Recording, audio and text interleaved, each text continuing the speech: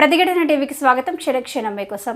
భారీ వర్షాలతో అయోధ్య రామ మందిరం లీకేజీపై ప్రధాన పూజారి సత్యేంద్ర దాస్ అసంతృప్తి వ్యక్తం చేశారు. జనవరిలో ప్రారంభించిన ఆలయ ప్రధాన భవనం లీకేజీ గురైనట్లు తెలిపారు. 2 రోజుల క్రితం కురిసిన భారీ వర్షం కారణంగా అయోధ్య రామాలయంలో లీకేజీ జరిగిందని ప్రధాన పూజారి ఆచార్య సత్యేంద్ర దాస్ చెప్పడంతో వివాదం చెలరేగుతుంది. ప్రధాన పూజారి ఆచార్య సత్యేంద్ర దాస్ నేషనల్ న్యూస్ ఏజెన్సీకి లీక్ గురించి వెల్లడించారు. నీరు వెళ్లేందుకు సరైన వ్యవస్థ లేదని, భారీ వర్షాలు కురిస్తే చూడడానికి ఇబ్బందిగా మారుతుందని సత్యేంద్ర దాస్ అన్నారు. ఈ నేపథ్యంలో అయోధ్య ఆలయ నిర్మాణ కమిటీ చైర్మన్ నృపేంద్ర మిశ్రా ఈ విషయంపై స్పందించారు.